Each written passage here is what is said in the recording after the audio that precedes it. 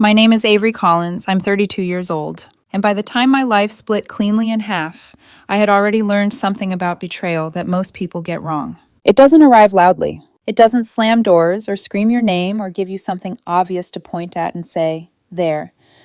That's when everything broke. Sometimes it's quiet. Sometimes it sounds like laughter in another room, like a phone call that ends too quickly, like a shift in someone's eyes that you can't quite explain. And by the time you understand what you're looking at, it's already too late. I met Ethan 5 years ago at a friend's birthday party. I almost didn't go that night. I was tired. Work had been brutal that week, and the last thing I wanted was to stand in a crowded living room making small talk with people I barely knew. But I went anyway. And somehow, I ended up standing right in front of him. He smiled first. Confident. Easy. The kind of smile that makes you feel like you've been chosen out of a room full of people. Hi, he said. I remember thinking he was out of my league. I remember thinking I shouldn't even try. But I said hi anyway, and that one word turned into a conversation. That conversation turned into dinner. Dinner turned into something that slowly, steadily became my entire life. We were together for 4 years before he proposed. 4 years of building something that felt solid, safe, real. He knew how to say the right things, how to look at me like I mattered. And I believed him. God, I believed him. He proposed on a beach at sunset, the same place we'd taken our first trip together. The sky was that soft gold color, the kind that makes everything look like a memory before it's even over. He got down on one knee. His hands were shaking. His voice wasn't. Avery, he said, I want a life with you. All of it. I cried. Of course I did. I said yes before he even finished the question. Because in that moment, there wasn't a single doubt in my mind. Not one. We set a date, booked a venue, started planning a wedding that slowly took over every corner of our lives. He got excited about details I didn't care about. Flowers, music, seating charts. I got excited about something simpler. Waking up next to him for the rest of my life. I was 6 years into my career as a software engineer by then. Stable, focused, careful with money. I bought a house 2 years into our relationship, a 3-bedroom fixer-upper that I poured my weekends into. New floors, fresh paint, a kitchen I rebuilt with my own hands. I wasn't just building a house. I was building a future. For us. Ethan moved in 8 months before the wedding. He didn't contribute much financially. Said he was figuring things out, that his marketing job was unstable, that things would balance out later. I didn't question it, because I thought we were a team. What was mine was his. That's what love is supposed to look like, right? 6 months before the wedding, my younger sister called. Lily. She'd always been unpredictable. Jobs that didn't last. Relationships that burned fast and ended badly. A kind of chaos that followed her from place to place. But she was still my sister. Still blood. I just need a few weeks, she said, until I get back on my feet. I didn't hesitate. Of course, I told her. You can stay with us. Ethan wasn't thrilled. He tried to hide it at first, but I saw it in the way his jaw tightened. The way he asked questions that sounded casual but weren't. How long is she staying? A few weeks, I said. Maybe a month. He nodded. Okay. But something about his tone lingered. I should have paid attention to that. I should have asked why. Instead, I told myself it was normal. Adjusting to someone new in the house. Stress before the wedding. Nothing more. Lily moved in on a Sunday. By Thursday, everything started to change. It wasn't obvious at first. It never is. It was small things. The way Lily laughed a little louder when Ethan was around. The way Ethan started lingering in rooms he used to pass through. The way conversations would stop, just for a second, when I walked in. I told myself I was imagining it. I told myself I was tired, stressed, overthinking. Because the alternative was unthinkable. Then came the phone. Lily started carrying it everywhere, tilting the screen away when I walked by, smiling at messages she didn't explain. Ethan started doing the same thing. Late-night texts, quickly ended calls, excuses that didn't quite line up. One night I came home early. I'd planned to surprise Ethan with dinner. Something simple, something normal. I walked in quietly, keys still in my hand, and I heard his voice. Low, soft, different. I followed the sound to the kitchen. He was standing by the counter, phone pressed to his ear, smiling in a way I hadn't seen in months. Stop, he said quietly. You're going to get me in trouble. A pause, then a soft laugh. I have to go. She'll be home soon. Something inside me shifted. Not shattered. Not yet. Just moved. Like a crack forming under the surface of glass you still think is whole. He turned and saw me. His smile disappeared instantly. Hey, he said, you're home early. I nodded. Yeah. I waited. For an explanation. For something that made sense. He slipped his phone into his pocket. "Just work," he said. "Work." I looked at him, at the man I was supposed to marry, at the man I trusted with everything. And I realized something I didn't want to admit. I wanted to believe him, so I did. That night, I lay in bed next to him, staring at the ceiling while he slept, listening to his breathing, feeling something cold settle into my chest. A thought I couldn't fully form, a truth I wasn't ready to face. But it was there, waiting, growing. And deep down, I think part of me already knew. The next few weeks felt like living inside a house with a gas leak. Nothing had exploded yet, but everything in the air felt wrong. Once suspicion enters a relationship, it changes the temperature of everything. The way a person says your name, the way they turn a doorknob, the half-second delay before they answer a question. You start noticing details you used to walk past without thinking. Patterns, silences, tiny fractures in routines you thought you knew by heart. I started paying attention. Not dramatically, not all at once. Quietly, carefully. The way women do when they already know the truth but need one last piece of evidence to force their hearts to catch up. Lily had told me she'd started taking evening yoga classes at a studio 10 minutes away. It sounded reasonable, healthy, a new routine, something grounding while she got her life together. But one Thursday, I looked up the studio schedule while I was waiting for a file to compile at work. The class she said she attended at 6 didn't exist. It started at 7. I stared at the screen for a long time, not because that detail proved everything. It didn't. People get class times wrong.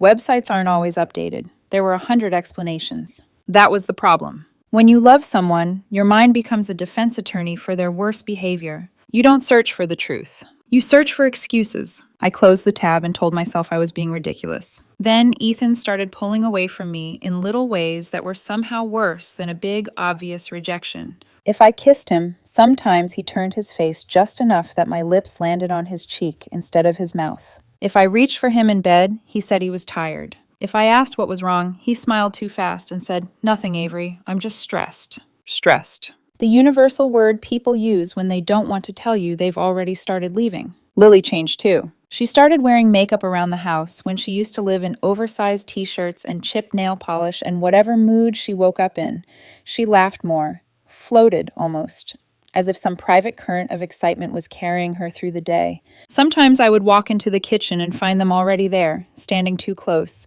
both suddenly interested in their coffee mugs. Sometimes I'd hear them talking in low voices from the living room, and the second my footsteps hit the hallway floor, silence would fall like a dropped curtain. "Did I interrupt something?" I asked once, forcing a smile. Lily looked up too quickly. "No." Ethan didn't look at me at all. He just took his glass of water and said, "I was actually just heading upstairs." That should have been enough. It should have been. But there is a special humiliation in being betrayed by the people closest to you. Your brain resists it, not because it lacks intelligence, but because accepting it means accepting that your own home has become hostile ground, and you somehow failed to see it happen. So I kept watching. One Friday night, Ethan said he was going out for drinks with an old friend from work. He kissed my forehead on the way out, and I remember how strange that felt. Too neat, too brotherly. Like a gesture performed for appearance, not affection. Lily said she was going to bed early because she had a headache. At 10:30, I went downstairs to get water. Her bedroom door was open. The bed was empty. I stood there holding my glass so tightly I could feel my fingers slipping against the condensation. The room was dark, the window cracked open, the sheets untouched. I told myself maybe she was outside on the phone. Maybe she'd gone for a walk. Maybe. I checked the backyard. Empty. At 11:12, Ethan came home, alone. He smelled like cologne I didn't recognize, layered over whiskey and winter air. "Did you have fun?" I asked from the kitchen. He looked startled, like he hadn't expected me to still be awake. "Yeah," he said. "Just one drink, actually. Long week." I nodded. My voice sounded calm when I asked the next question. "Did you see Lily?" A beat too long. No. Why? "She's not in her room." He shrugged. "Maybe she went out."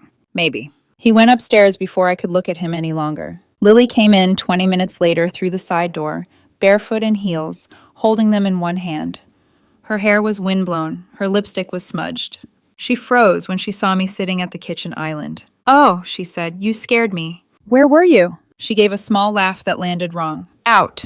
"With who?" "A friend." "What friend?" The pause between us lengthened. Then she lifted one shoulder.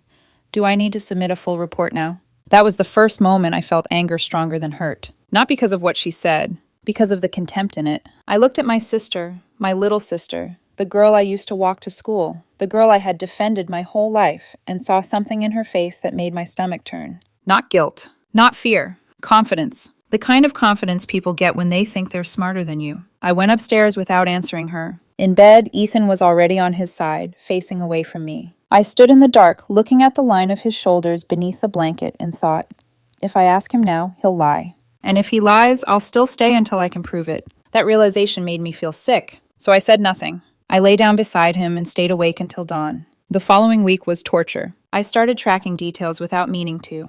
Not in a notebook, not like some detective in a movie, just in my head. Lily leaving the room whenever Ethan took a call. Ethan suddenly volunteering to pick up groceries when Lily also needed to run errands.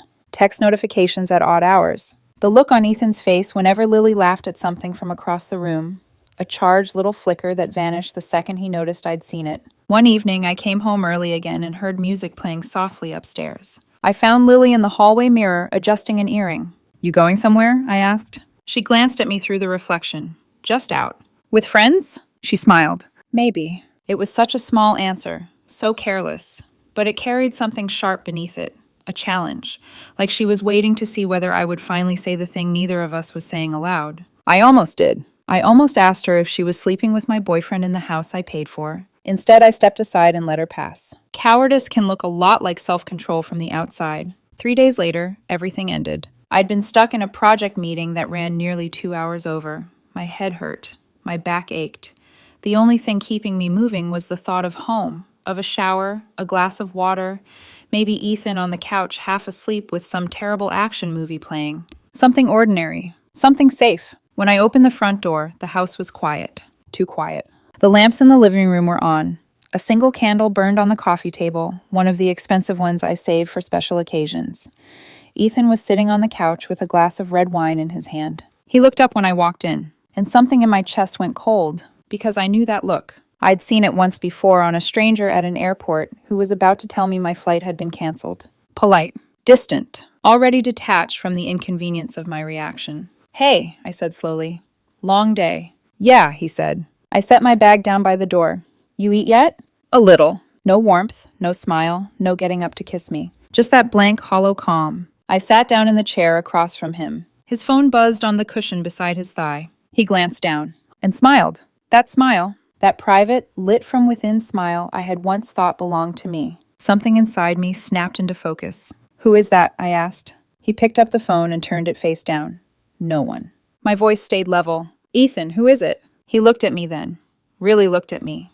And whatever calculation happened behind his eyes, whatever argument he'd been having with himself for weeks or months or days, I saw it end in real time. He set the glass down, exhaled, then said, You already know. For a second, the room didn't feel real. The candle flame kept moving. The refrigerator hummed in the kitchen. Somewhere outside, a dog barked twice. And still I sat there, hearing the sentence, but refusing to let it land. Know what? He rubbed a hand over his mouth. It started 3 months ago. I didn't blink. I don't think I breathed. He kept talking, and each word felt like being buried under something heavy and wet and impossible to climb out from. He said it started when I was away at a conference. He said Lily had been upset, lonely, drinking wine in the kitchen. He said they talked. Then they touched. Then one thing led to another. He said he tried to stop it at first. He said he was confused. He said he never meant for it to go this far. I remember staring at his face and thinking how ordinary he looked while he destroyed my life. Not monstrous, not wild-eyed, just tired, almost relieved. As if honesty, at that point, was merely a convenience. And Lily? I heard myself ask. He looked down. She loves me. The sound that left my throat wasn't a sob. It wasn't a laugh either. Something smaller, sharper. Loves you. Avery. How long? I told you, 3 months. 3 months. 3 months of shared dinners. Wedding planning. Grocery lists on the fridge. My sister borrowing my sweaters. My boyfriend sleeping beside me. My own house hosting my humiliation in neat, daily installments while I made excuses for all of it. I stood up because suddenly I couldn't stay seated another second. Say it clearly, I said. He frowned. What? Say it clearly. Don't hide inside vague words like confused and started. Tell me what happened. His expression hardened, just slightly. He was cornered now, and cornered people often become cruel because cruelty feels like control. We've been sleeping together, he said. There it was. Not suspicion, not implication. Truth. Ugly, plain, permanent. I nodded once. Then, because some part of me wanted the full blade instead of death by inches, I asked the question I should never have asked. Why? He looked away. I should have let the silence answer for him. Instead, I waited. Finally, he said, "With her, I feel something different." I said nothing. Maybe if I had screamed then, everything after might have blurred. But I didn't scream, so I remember every word exactly. He leaned back against the couch like a man explaining a difficult but reasonable decision. "She makes me feel wanted, Avery, desired. It's not the same with you." The room tilted. Still, I said nothing. And then he finished it. "Your sister makes me feel things you never could." Calmly, casually, as if he were commenting on the weather, as if my heart were not still beating in the same room. That was the moment something deeper than heartbreak cracked open inside me. Not love. Love had already been bleeding out slowly for weeks. This was something older, more structural. The part of me that believed the people I fed and sheltered and planned a future with would at least have the decency not to mock me while they betrayed me. It died right there on my living room floor. Ethan stood up. "Avery, I know this is horrible, but maybe in a twisted way, it's better this happened before the wedding." I looked at him, really looked at him. At the man I had loved. At the man who had let my sister climb into my life and hollow it out from the inside. And all at once I felt nothing warm at all. No pleading. No panic. No desperate urge to fix it. Just cold. A clean surgical cold. I walked past him into the kitchen. "What are you doing?" he asked. I pulled out a chair, opened my laptop, and woke the screen. "Canceling the wedding." He stared at me. "Avery." I logged into my email. "Avery, wait." My fingers moved steadily over the keyboard. To the venue first. Brief, professional, precise. Due to unforeseen circumstances, the event scheduled for June 14th will no longer be taking place. Please advise regarding cancellation procedures and any refundable amounts. When I clicked send, Ethan came around the table. "Are you serious?" I looked up at him. "What part of this felt unserious to you?" He ran both hands through his hair. "I didn't say that. I thought we would talk first." "We are talking. This doesn't have to be the end." I almost laughed then. Not because anything was funny. Because the arrogance of it was so complete it bordered on surreal. "You slept with my sister for 3 months in my house while I planned a wedding with you." His voice sharpened. I said I was sorry. I opened the catering contract. 3 months isn't sorry. "Avery." "It's a routine." My eyes stayed on the screen. "It's a schedule. It's lies told over breakfast. It's eye contact across a dinner table while you decide how stupid you think I am." He went silent. I canceled the florist next. Then the photographer. Then the DJ. Then the officiant. Everything in my name, which was nearly everything, because I had paid for almost all of it. As the minutes passed, his expression changed. First disbelief. Then fear. Then real panic. "You can't just do this tonight." "I can. At least sleep on it." I clicked send on the final vendor email and closed the laptop halfway. "I have been sleeping on it," I said. "For weeks. I just didn't know it yet." He stepped closer, lowering his voice as if softness could repair what he'd broken. "Please, we can work through this." That made me look up. And for the first time all night, my voice carried heat. "Work through what?" His mouth opened, closed. "The cheating?" I asked. "The lying? Or the part where my sister is involved and you still somehow think there's a version of this conversation that ends with forgiveness?" He looked shaken now. "Good. That's not fair." I stared at him. "Fair." He swallowed. I went on, quieter this time. 3 months isn't a mistake, Ethan. 3 months is a decision. You made it every single day, and now I'm making mine." His face changed then, less grief than calculation. And I knew what was coming before he said it. "Where am I supposed to go?" There it was. Not "I'm sorry." Not "I destroyed us." Not "I can't believe what I've done." Just logistics. Housing. Comfort. My inconvenience to manage. I opened the laptop again only long enough to shut it completely. Then I stood. For one suspended second, we faced each other across the kitchen table where we had eaten takeout and argued over paint colors and planned centerpieces and once talked about baby names. All of it gone. All of it ash. "Call Lily," I said. "She seems to care where you sleep." His face went white. I walked out before he could answer. The guest room door still smelled faintly like Lily's perfume, and that nearly undid me. I locked it anyway, sat down on the edge of the bed, and stared at the wall until my vision blurred. My sister was somewhere in the house. Or maybe not. My boyfriend, the man I was supposed to marry, was downstairs with my betrayal still warm on his skin. And I was sitting in the room I had offered out of love, trying to understand how kindness had turned into the weapon they used against me. I didn't sleep. Not even for a minute. I just lay there in the dark, fully dressed, eyes open, listening to the floorboards settle and the plumbing hum and the life I thought I had collapse quietly around me. By dawn, I had a plan. And by then, whatever part of me had once begged for mercy was gone. I was gone before the house fully woke up. No note, no goodbye, no final conversation that would only give them another chance to explain something that didn't need explaining. I took my laptop, my documents, a change of clothes, and my keys. Everything else? They could keep it or burn it. It didn't matter anymore. The air outside felt different when I stepped onto the driveway.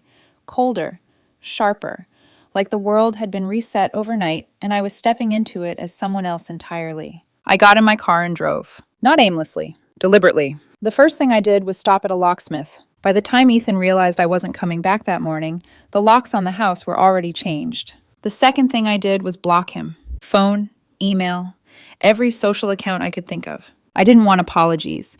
I didn't want explanations. I didn't want closure from people who had proven they didn't deserve access to me. The third thing I did was call a lawyer. My voice didn't shake when I explained the situation. A former occupant, I said. That's how I'd like it documented. Clean, legal, final. By noon, there was nothing left connecting me to Ethan except memory. And memory, I was learning, could be managed. The last call I made that day was to my parents. That one took more effort. Not because I expected support, because I already knew what they were going to say. My mom answered on the third ring. Avery, sweetheart, how's wedding planning going? For a moment, I almost envied her, the version of reality she was still living in.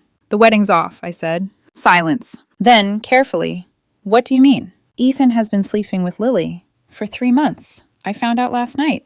The silence that followed wasn't shock. Not really. It was recalibration. A pause while she adjusted the narrative into something more comfortable. That doesn't sound like Lily, she said slowly. Something inside my chest tightened. I didn't misunderstand, I replied. He told me, in detail. Well, even so, she continued, her voice shifting into that familiar tone, the one she used when she wanted to smooth things over instead of confronting them.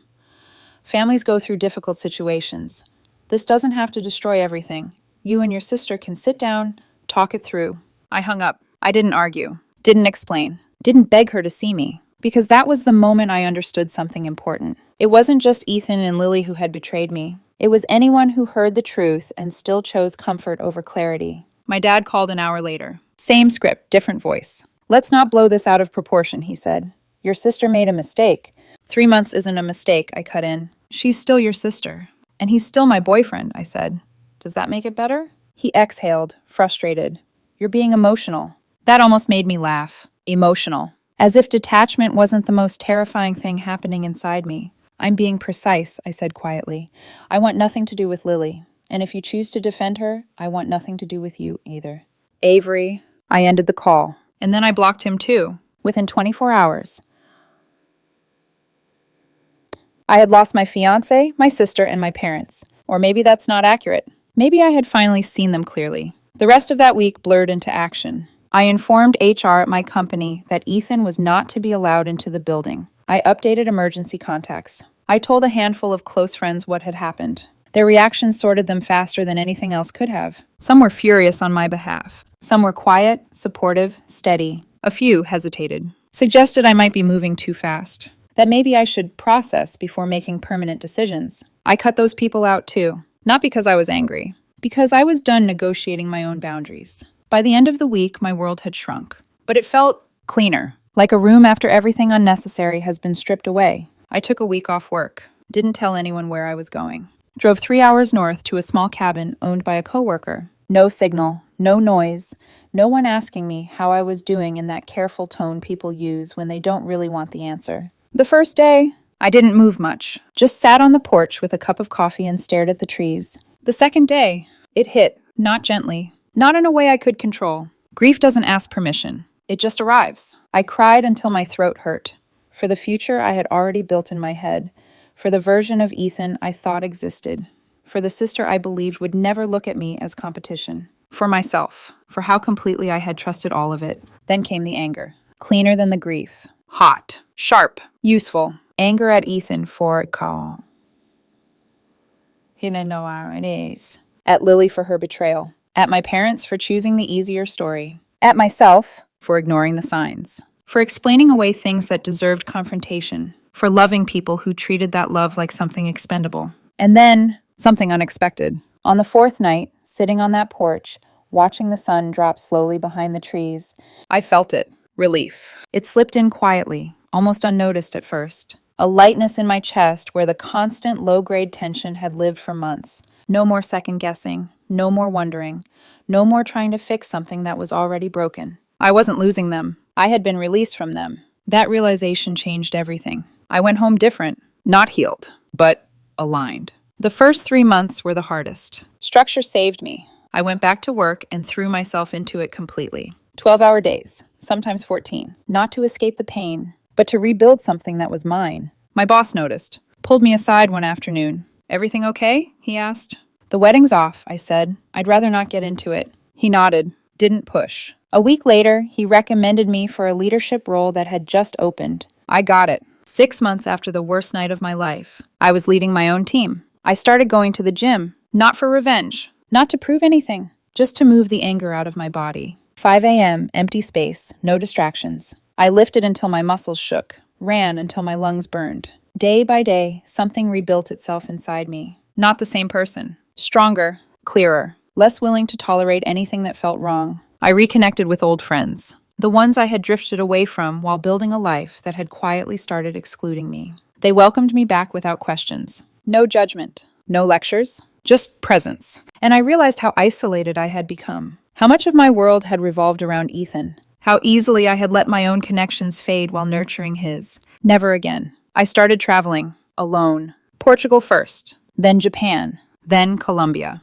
Places I had always wanted to see but never prioritized. Walking unfamiliar streets, sitting in cafes where no one knew my name, I learned something I hadn't expected. I liked my own company. I wasn't incomplete. I had just been surrounded by people who made me feel like I was. Around 8 months in, I started dating again. Carefully. Slowly. No expectations. That's when I met Daniel. A bookstore. A quiet afternoon.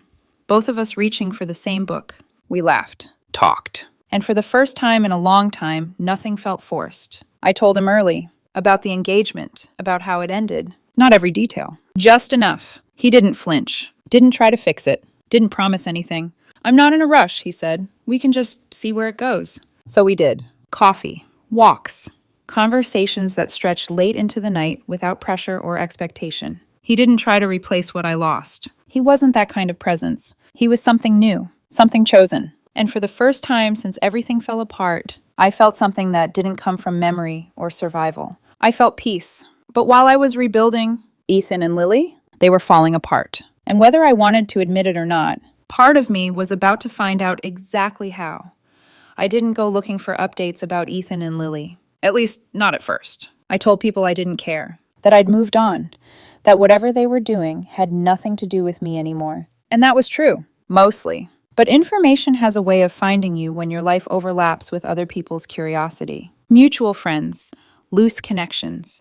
The kind of people who don't belong to anyone but enjoy standing close enough to the fire to feel the heat. At first, I ignored it. Then, I started listening. Not obsessively, just enough to understand how the story ended. After I left, Ethan moved in with Lily. Of course he did. It made sense. They had already chosen each other behind my back. All that changed was the location. For a few weeks, from what I heard, they were happy. Or at least, they believed they were. There's a kind of artificial intensity that comes from stolen relationships. Everything feels heightened, urgent, important. Like you've risked something, so it must be worth it. That illusion lasted 11 weeks. Then it collapsed. Ethan, apparently, wasn't interested in a real relationship. He had been interested in the secrecy, the thrill, the feeling of taking something that wasn't his. But once Lily became normal, cooking dinners, asking about his day, expecting consistency, he lost interest. He started staying out late, picking fights, pulling away in the exact same ways he had with me. The pattern didn't change, just the target. Eventually, he ended it. No dramatic apology, no moment of clarity, just a quiet dismissal. It's not working. Lily was left with 2 suitcases and nowhere to go. The irony wasn't lost on me. She had walked into my house like she belonged there. Now she didn't belong anywhere. For a while, she bounced between apartments, co-workers' couches, short-term rentals she couldn't afford, friends who slowly stopped answering her messages once the story spread. Because it did spread. People talk. And there's a particular kind of judgment reserved for someone who betrays family for convenience. Her job didn't last much longer either. Officially, it was budget cuts. Unofficially, her performance had fallen apart. It's hard to maintain stability when your entire life is unraveling. Then came the part that made me pause. Not out of sympathy, but because of what it represented. Ethan, in all his predictability, hadn't changed his habits. He had continued sleeping with other people, careless, unconcerned. And eventually, he passed something on to Lily, a condition that wouldn't disappear. Treatable, manageable, but permanent. A reminder of who she chose, of what it cost. When I first heard that, I sat very still. Not because I felt sorry for her, because I didn't. Not really, but because it closed something. There was no version of this story where she walked away untouched. Actions had consequences, and she was living inside hers. I didn't celebrate it. There was no satisfaction in someone else's suffering. Just acknowledgement. A quiet understanding that reality had corrected itself. Around the 1-year mark, Ethan reached out. I don't know how he got my number. Probably through my mother. She had spent months trying to repair something I had already buried. The first message was long. Paragraphs. Apologies. Regret. He said he had made the biggest mistake of his life. Said he didn't recognize the person he had been. Said he had been in therapy, trying to understand why he destroyed the best thing he ever had. He asked if we could talk, just once, so he could apologize properly. I read it, then I deleted it. A week later, another message. Shorter, more desperate. He said he was struggling, that he didn't have anyone left, that he wasn't asking for another chance, just a conversation. I didn't respond. Then came the voicemail. I almost didn't listen to it, but something, curiosity maybe, made me press play. His voice sounded different, not confident, not smooth, broken. He said he understood if I never wanted to speak to him again, that he deserved everything that happened, that he thought about me every day, replayed that night over and over, wishing he could take it back.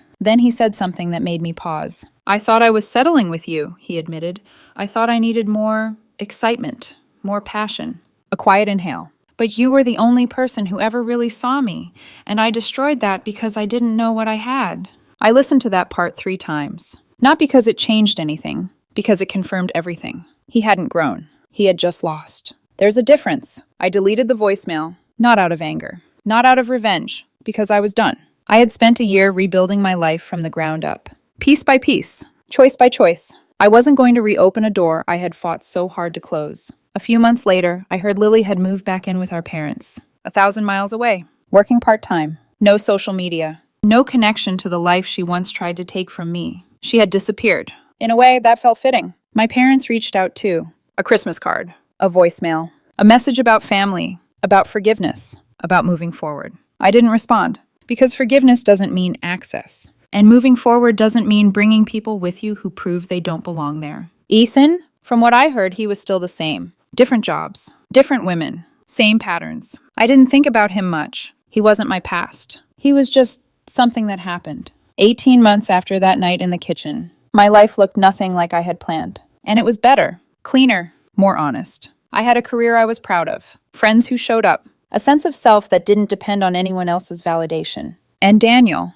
we weren't rushing anything. No timelines, no pressure. But when I looked at him, I didn't feel anxiety. I didn't feel like I had to perform or compete or prove something. I felt steady, safe in a way that didn't require constant reassurance. Because this time, I knew something I hadn't known before. If it ended, I would survive. I would still be me. That's what betrayal gave me. Not trust issues, clarity. Megan, no. Lily. She thought I was the safe option, the stable one, the fallback. She was wrong. I wasn't the one who stayed. I was the one who walked away and never looked back. Sometimes I think about that night. Not with anger, not even with sadness, with something closer to gratitude, because it showed me exactly who they were and gave me the chance to choose myself. Some people let betrayal poison them. Carry it. Let it shape every decision after. I didn't. I let it refine me. Strip away everything that wasn't real. And what was left was stronger than anything I had before. So if you're standing in the middle of your own version of that moment,